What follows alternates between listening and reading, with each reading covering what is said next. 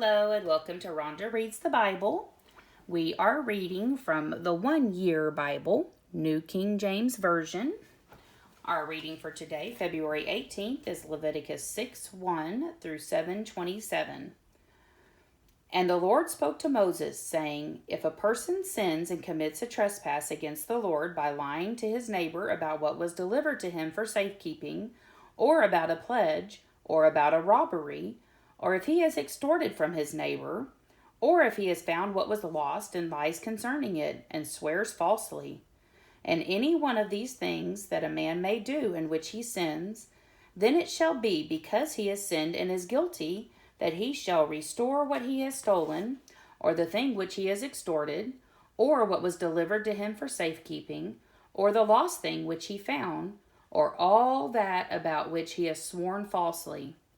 He shall restore its full value, add 1/5 more to it, and give it to whomever it belongs on the day of his trespass offering.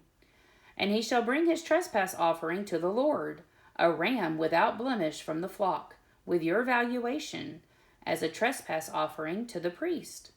So the priest shall make atonement for him before the Lord, and he shall be forgiven for any one of these things that he may have done in which he trespasses. Then the Lord spoke to Moses, saying, Command Aaron and his sons, saying, This is the law of the burnt offering. The burnt offering shall be on the hearth upon the altar all night until morning, and the fire of the altar shall be kept burning on it. And the priest shall put on his linen garment, and his linen trousers he shall put on his body, and take up the ashes of the burnt offering which the fire has consumed on the altar, and he shall put them beside the altar. Then he shall take off his garments, put on other garments, and carry the ashes outside the camp to a clean place. And the fire on the altar shall be kept burning on it. It shall not be put out. And the priest shall burn wood on it every morning, and lay the burnt offering in order on it. And he shall burn on it the fat of the peace offerings. A fire shall always be burning on the altar. It shall never go out. This is the law of the grain offering. The sons of Aaron shall offer it on the altar before the Lord.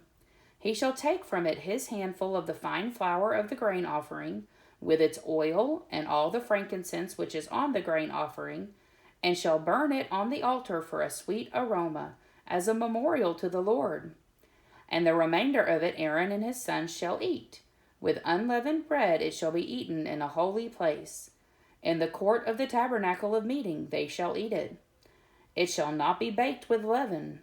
I have given it as their portion of my offerings made by fire. It is most holy, like the sin offering and the trespass offering. All the males among the children of Aaron may eat it. It shall be a statute forever in your generations concerning the offerings made by fire to the Lord. Everyone who touches them must be holy. And the Lord spoke to Moses, saying, This is the offering of Aaron and his sons, which they shall offer to the Lord, beginning on the day when he is anointed. 1/10 of an ephah of fine flour as a daily grain offering, half of it in the morning and half of it at night. It shall be made in a pan with oil. When it is mixed, you shall bring it in. The baked pieces of the grain offering you shall offer for a sweet aroma to the Lord. The priest from among his sons, who is anointed in his place, shall offer it. It is a statute forever to the Lord. It shall be wholly burned. For every grain offering for the priest shall be wholly burned. It shall not be eaten. Also the Lord spoke to Moses, saying, Speak to Aaron and to his sons, saying, This is the law of the sin offering. In the place where the burnt offering is killed, and the sin offering shall be killed before the Lord. It is most holy. The priest who offers it for sin shall eat it. In a holy place it shall be eaten, in the court of the tabernacle of meeting. Everyone who touches its flesh must be holy. And when its blood is sprinkled on any garment, you shall wash that on which it was sprinkled in a holy place. But the earthen vessel in which it is boiled shall be broken. And if it is boiled in a bronze pot, it shall be both scoured and rinsed in water. And the males among the priests, all the males among the priests may eat it. It is most holy. But no sin offering from which any of the blood is brought into the tabernacle of meeting to make atonement in the holy place shall be eaten. It shall be burned in the fire. Likewise, this is the law of the trespass offering. It is most holy. In the place where they kill the burnt offering, they shall kill the trespass offering. And its blood he shall sprinkle all around on the altar.